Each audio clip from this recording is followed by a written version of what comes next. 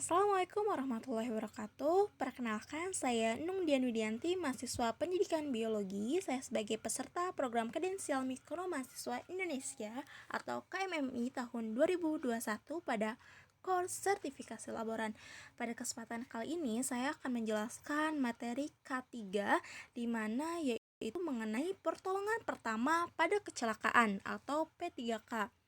P3K merupakan perawatan pertama yang dapat dilakukan penolong yang diberikan kepada orang yang mendapat kecelakaan atau sakit yang mendadak sebelum korban dibawa ke fasilitas kesehatan. Jadi tujuan dari adanya P3K ini untuk mengurangi sakit yang parah juga cedera yang berlebihan. Selanjutnya dalam P3K terbagi menjadi dua aspek, yaitu terdapat petugas P3K dan juga fasilitas P3K yang digunakan di dalamnya. Nah, untuk petugas P3K yaitu seseorang yang ditunjuk dalam lingkup kerja untuk menjadi seorang P3K untuk menolong orang yang mengalami kecelakaan. Selanjutnya yaitu fasilitas P3K. Fasilitas P3K ini yaitu segala bentuk peralatan, perlengkapan atau barang yang digunakan dalam proses P3K. Nah, pada kesempatan kali ini fasilitas P3K yaitu meliputi ruang P3K, kotak P3K dan isi, alat evakuasi dan transportasi, juga fasilitas tambahan lainnya. Nah, untuk ruang P3K seperti kita tahu yaitu ruangan yang didesain khusus untuk digunakan pada pertolongan pertama untuk kecelakaan. Selanjutnya yaitu kotak P3K.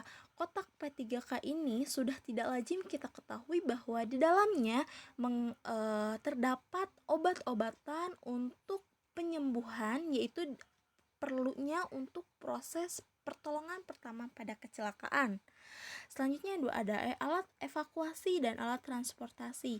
Alat-alat ini digunakan untuk membantu dalam proses pertolongan pertama pada kecelakaan. Selanjutnya untuk fasilitas tambahan lainnya yaitu berupa alat pelindung atau peralatan khusus di tempat kerja yang memiliki potensi bahaya yang bersifat khusus. Selanjutnya di sini ada jumlah petugas P3K dengan jumlah pekerja berdasarkan klasifikasi tempatnya. Jadi di sini diklasifikasikan untuk tingkat potensi bahaya yang rendah dan juga potensi bahaya yang tinggi dengan jumlah pekerja dan jumlah P3K yang diperlukannya. Contohnya, untuk bahaya rendah yaitu sebanyak 25 sampai 150 orang, maka jumlah petugas P3K-nya yaitu cukup 1 orang. Begitupun yang lainnya. Selanjutnya untuk isi kotak P3K ini, seperti kita tahu bahwa di sini sudah ada list untuk apa saja yang ada di dalam P3K, meliputi perban, betadin, plester, kapas, dan lain sebagainya.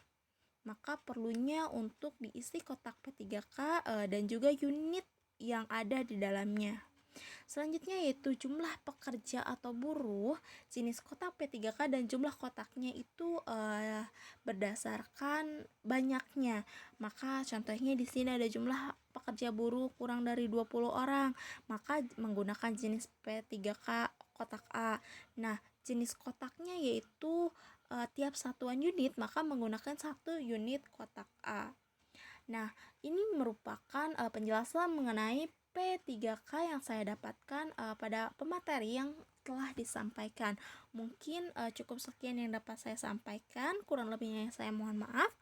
Assalamualaikum warahmatullahi wabarakatuh.